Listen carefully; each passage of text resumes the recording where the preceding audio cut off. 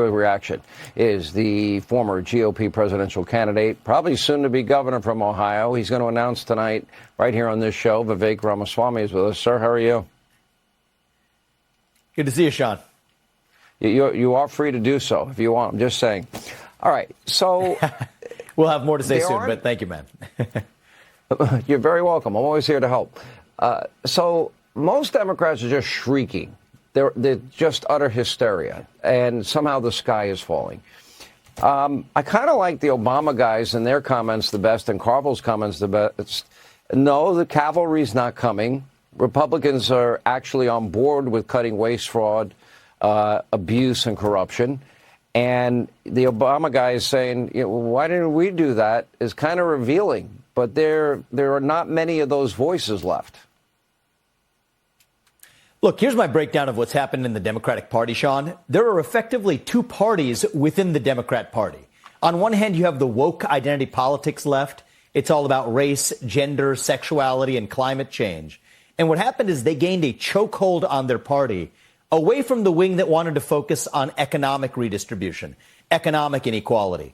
Frankly, you and I would disagree with both of those wings, but the latter is at least more reasonable, is at least more clear-headed. And so what I hope for the sake of the country is at least that wing of the Democratic Party reemerges to make a better version. I think it's probably divided about evenly in the Democratic Party. That's what I would say. No but way. The other wing, the woke wing, gained the control. Disagree. They're the ones that gained the control. You might be right about that, but either way, that's for them to figure out, Sean. That's not our problem. That's what's going on over there.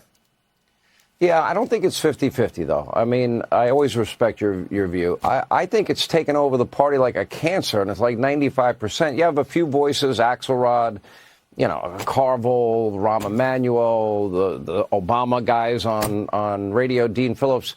But the rest of the party is shrieking. They're flipping out, angry, raging at all times.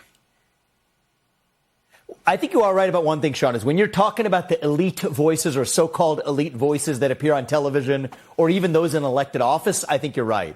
When you're talking about everyday citizens across the country, even those who used to identify with the Bill Clinton Democratic Party, maybe it's closer to a more even split. Either way, that's not your or my problem to solve. That's their issue to address. But that's the real war for the future of the Democratic Party. Here's, I think, our way forward as a country is that we have to take their attitude of victimhood. That's what's defined the modern Democratic Party, is this culture of victimhood. Just reject that and say we are victors as Americans. That's what the Republican Party today stands for. Victory, not victimhood. More winning, less whining. And I think that's inspiring more people to say, we're not just running from something. We're now running back to our vision of the American dream. Something we don't talk about enough anymore, but we're going to start talking about more, which is the idea that we want a country where everybody, even the Democrats, are able to live a better life through their own hard work and dedication rather than wallowing in victimhood. That's the America that Donald Trump is leading us to, and that's what I'm excited about for what's ahead. Before kind of moving on to this next chapter, which I believe will be a run for the governorship in Ohio, before that, you were with Doge. You were there at the beginning. You were there at the foundation.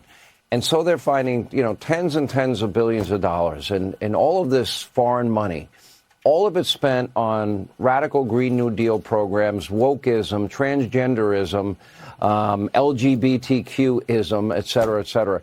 This is not benefiting the American people. Does that wing of the Democratic Party, whether your percentage is right or my percentage, doesn't matter. Do they really think this is a winning issue for them? I certainly hope not, because most Americans are against bureaucracy. Most Americans are against the red tape.